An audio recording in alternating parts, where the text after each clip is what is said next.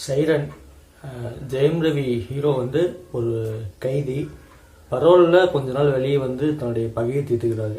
அதுதான் இந்த சைரன். கீர்த்தி சுரேஷ் அவங்க போலீஸ் ரோலாக ப்ளே பண்ணியிருக்காங்க. அவங்க வந்து எதுக்காக வெயிட் லாஸ் பண்ணாங்க அப்படிங்கிறது இன்னி வரைக்குமே எனக்கு புரியல. இந்த ரஜினி முருகன் அந்த டைம்லலாம் வந்து ரொம்பவே ப்ரெட்டியாக இருந்தவங்க இப்போ வெயிட் லாஸ் பண்ணி இப்போ இந்த போலீஸ் ரோலு கூட அவங்களுக்கு ஷூட் ஆகல. படம் ஃபுல்லாகவே ஒரு முக்கால்வாசி படம் வராங்க. அந்த ரோல் ஷூட் ஆகாதனாலே ஒரு பெரிய இதாக போயிடுச்சு படத்தில். அதுவே ஒரு பெரிய பிரச்சனையாக போயிடுச்சு. படத்தோட ஸ்க்ரீன் பிளே ஸ்டோரி எல்லாம் ஓகே தான், எல்லாமே ஓகே, நல்லா இருந்தது பார்க்க. பட் இது வந்து எத்தனை டைம் நம்ம இந்த மாதிரி பார்க்கறது, அது மாதிரி தான் ஒரு ஃபீலை தந்தது. பிரியாணி எனக்கு பிடிக்கும், ஒரு 3 வேளை சாப்பிடுவோன்னு வச்சுக்கோங்க. ஒரு ஒரு நாளில் 3 வேளையுமே பிரியாணி சாப்பிட்றேன். அடுத்த நாள் காலையிலுமே நான் பிரியாணி கொடுத்து அதையே சாப்பிட்னா உங்களுக்கு ஒரு ஃபீல் வரும் பார்த்தீங்களா? அதுதான் இந்த படத்துடைய ஃபீலே.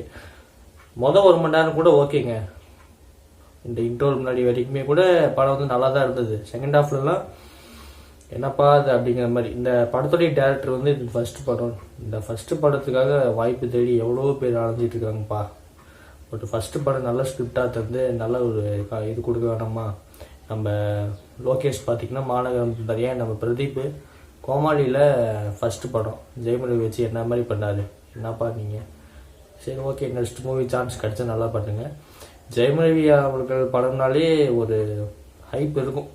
படம் ரிலீஸுக்கு முன்னாடியே அந்த ஜெயம் ரவி படம் வருதுப்பா அப்படி இப்படின்னு. ஆனால் ஒரு ரீசெண்டாக இந்த பொன்னியின் செல்வன் 2க்கு அப்புறம் நடிச்சிருந்த அகிலன், இறைவன் இதெல்லாம் பார்த்துட்டு பசங்களுக்கு இந்த படம் வந்ததே தெரில. அவ்வளோ ஒரு பெரிய ஹைப் இல்லை. அது பாட்டுக்கு சைலண்டாக தேட்டரில் இருக்குது, நம்ம பசங்க பாட்டு சைலண்டாக இருக்கணும். அதுதான் என்னுடைய மார்க் அப்படிங்கிறது பார்த்தீங்கன்னா கண்டிப்பாக 5க்கு ஒரு 2.75 தரலாம். ஆனால் ஓவராலாக ஓகேங்க, ஓகே, ஒரு 1 டே பார்க்கக்கூடிய படம் தான். டைம் இருந்தால் பாருங்கள். நன்றி, வணக்கம்.